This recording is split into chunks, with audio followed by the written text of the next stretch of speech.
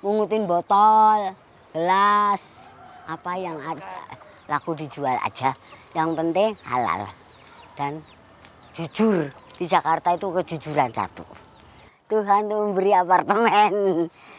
Udah berapa kali gusar-gusur bongkar pasang.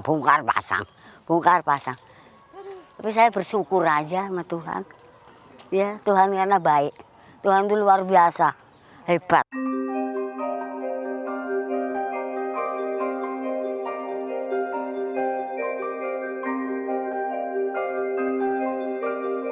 Tanah Abang might make for some good deals in the markets, but for the people who live here, their livelihoods don't have such good deals. Today we're going to meet with our friend Anton, so he can tell us a bit more. Jatuh.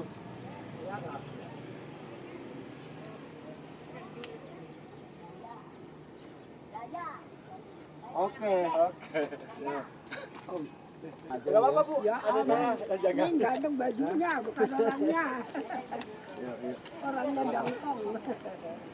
Aku masih kuat.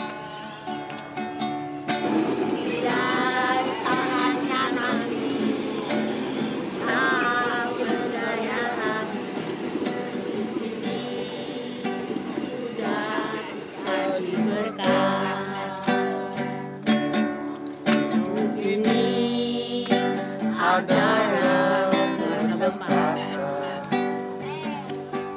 hidup ini untuk melayani Tuhan.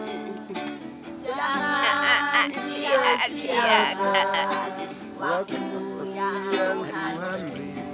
Hidup ini harus jadi berkah. Hi, Ibu. Hi. What is it you two are doing? Ya, kami sedang membagikan ini untuk jemaat di sini, adik-adik dan juga ibu-ibu dalam rangka membantu Pastor Antonius Nisa pelayanan di tempat ini. Ya.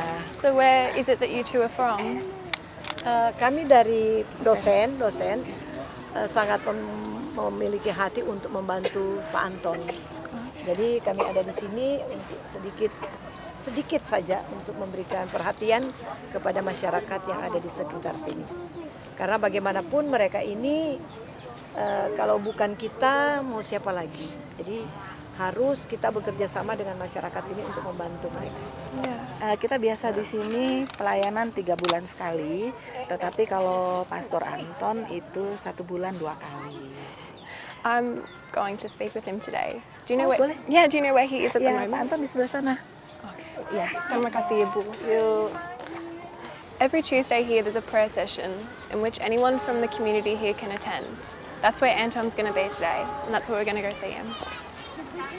Kita yang seperti ini dalam kondisi yang berkekurangan tapi kita masih bisa tersenyum. Itu bukti bahwa Tuhan ada bersama kita. Jadi jangan pernah takut, jangan pernah khawatir ya. Jadi kalau kita baca di dalam kitab suci kan ada Injil Yohanes pasal 3 ayat 16 kan bilang apa? Karena begitu besar kasih Tuhan akan dunia ini. Sehingga dia memberikan putranya yang tunggal, Tuhan kita Yesus Kristus untuk kita semua. Maka jangan pernah takut. Ya. Ada Tuhan yang mencipta langit dan bumi ini. Tidak dengan sendirinya ada bumi dan langit. Atau ada kita manusia.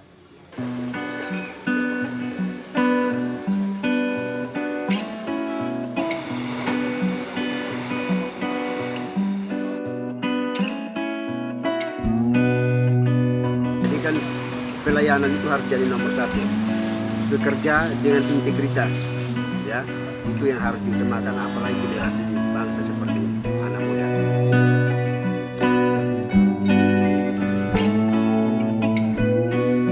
Dulu adalah seorang yang juga termasuk dalam tanda petik bajingan, tapi saya kenal Tuhan lalu saya bertobat. Saya masuk sekolah teologi. Kemudian saya juga dilatih begitu rupa, diperhadapkan dengan berbagai masalah. Saya ingin juga mau keluar dari STT dan lebih senang untuk berada di jalanan dalam artian preman supaya bisa dapat menghasilkan uang lebih banyak. Tetapi saya terus berkomitmen untuk tetap setia mau belajar teologi untuk bisa melayani pekerjaan Tuhan. Jadi waktu itu saya juga memang galau jadi preman karena memang tidak perlu belajar, hanya yang penting butuh keberanian. Minum alkohol sedikit membangkitkan keberanian yang lebih, sehingga kita orang mau sebesar apapun juga kita hajar, tidak perlu takut, ya, kita tidak perlu takut dengan orang yang demikian. Nah, jadi saya di dalam pengalaman sebagai orang yang hidupnya berantakan, berandalan, ya saya akan lebih memilih untuk bisa menjadi pelayan Tuhan atau hamba Tuhan, ya, sehingga pada tahun 2004 ya saya juga punya pengalaman melayani di anak jalanan, kerja di pemulung sampah seperti ini, ya, di daerah Bekasi. Kemudian saya sementara studi, jadi kuliah, tetapi saya juga untuk membiayai skripsi saya bisa kerja di pemulung seperti ini. Jadi saya kumpulkan barang-barang lalu kita jual kepada pengepul untuk bisa mendapatkan uang.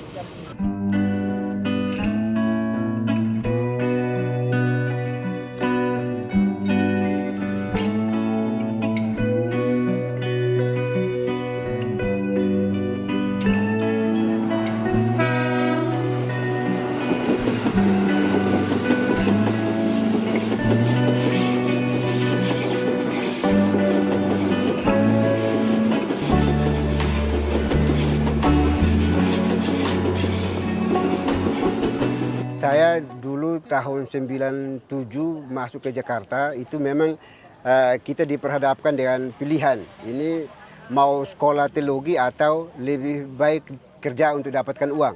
Jadi saya ditawarkan oleh teman-teman yang bergabung dengan kelompok Hercules pada saat itu di Palmera 55, ya, supaya bisa bergabung dengan Hercules pada saat itu yang masih berjaya di Tanah Abang pada saat itu. Ya, karena untuk bisa menjaga lahan-lahan kosong, ya kita dikasih uang, diperlengkapi, ya. Kalau ada lawan, ya kita tinggal tebas dan seterusnya. Tapi saya berpikir kembali bahwa dulu dari kampung halaman saya di timur sana ke sini didoakan oleh orang tua, ya.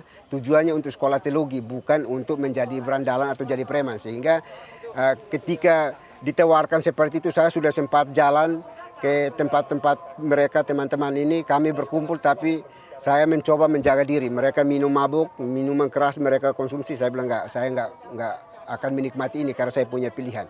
Ya, sehingga saya katakan bahwa saya boleh, kalian boleh menjadi preman, saya hanya bisa berdoa. Ya, saya doakan, saya enggak ikut. Tapi mereka bilang oke, kalau gitu ada masalah apapun juga tolong hubungi kami.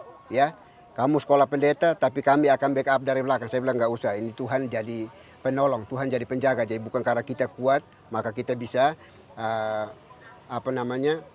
bisa menjaga diri, tapi karena Tuhan, kira-kira seperti itu. Masih, kalau sampai sekarang masih lah, karena kan walaupun si Hercules sudah lemah dalam pengaruhnya, tapi kami punya link yang teman-teman kelompok ini, adik-adik saya masih banyak, ya. Di Jabodetabek ini kita masih punya perkumpulan, cuman saya hanya katakan bahwa kalau ada event kita bertemu, tapi kalau untuk terjun langsung saya bilang saya di belakang. Saya nggak berani untuk maju karena saya bilang saya ini hamba Tuhan. Saya mau doakan kalian untuk berantem juga nggak salah. Saya tidak doakan kalian juga dipotong orang jadi masalah. Jadi saya jadi dilema. Tapi saya bilang oke, hati-hati, lakukan apapun juga tetap bawa di dalam doa. Ya, itu yang saya pesan kepada teman-teman sampai sekarang.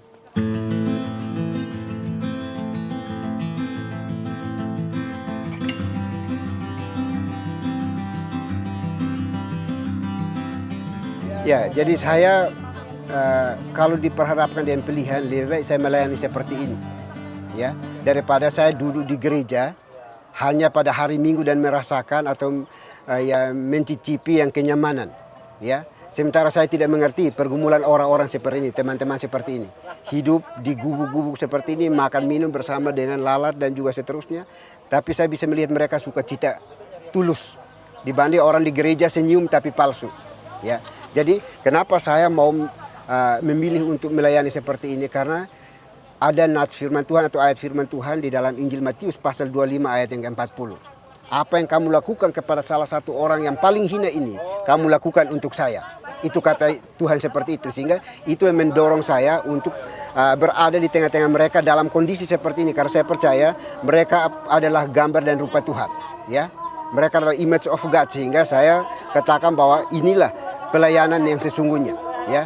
Kita bisa melayani bukan hanya verbal semata-mata di gereja, tapi kan realita kenyataan kita melihat teman-teman saudara-saudara kita seperti ini.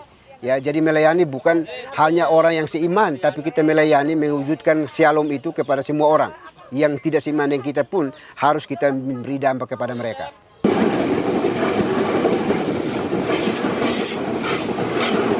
Ya, Ibu Mili, ini ada teman saya namanya Ibu Rahayu. Ya, dia tinggal di sini, ini gubuknya di sini. Lalu ini kerjaan dia seperti ini. Ya, ini dia kerjaannya mulung. Ya, pemulung. Leles. Ya udah, leles atau apapun oke, for whatever lah, ya. Nah, jadi, wah mantap dong. Oke, ya. Jadi beliau ini kerjaannya seperti ini. Jadi kalau malam-malam baru dia cari barang-barang bekas seperti ini. 2,5 jam, ya, 2,5 jam dia bisa dapat seperti ini, ya. Lalu dia bersihkan dulu, baru jual, dipisahkan. Kalau gelas beda. Nah. Baru nak dapat baru. Iya. Kalau udah banyak baru dijual. Nah. Oke. Baru Ya. ketahuan duitnya. Betul. Jadi kayak gini, kerjaannya begini, walaupun banyak lalat seperti ini, tapi dia tetap semangat. Santai aja. Ya. Banyak Santai lalat, aja, banyak kotor, lalat. tapi dia tetap menikmati. Ya, bersyukur. Ibu Mili ikut beliau. Ya. Yo.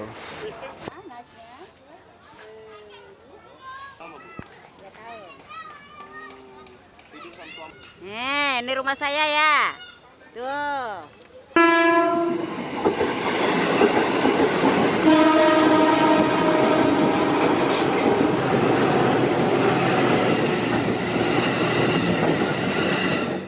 So what is it that you hope for this Christmas?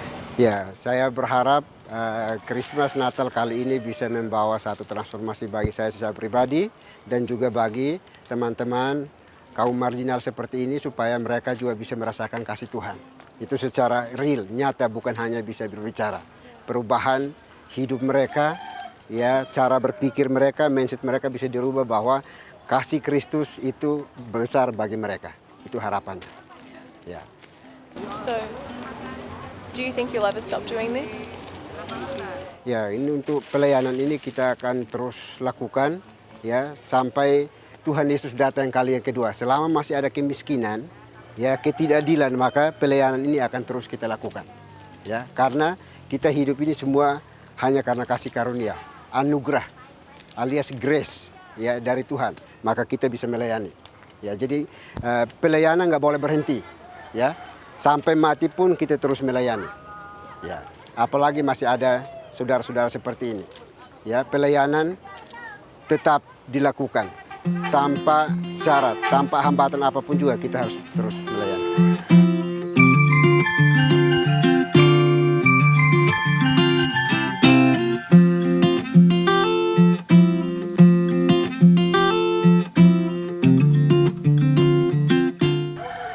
If you look right here, this is Rahayu's house. And she wakes up and she sees these skyscrapers. This is the contrast that Jakarta is, but everyone here is so thankful. They have each other, they might not have much else, but they wake up every morning and they're ready to sing or pray. I think this Christmas, everyone has to be a lot more thankful, because some are fortunate enough to have this, but from what it's shown us today, as long as you've got people around you, I think that's all you really need for the holiday season. So, Merry Christmas.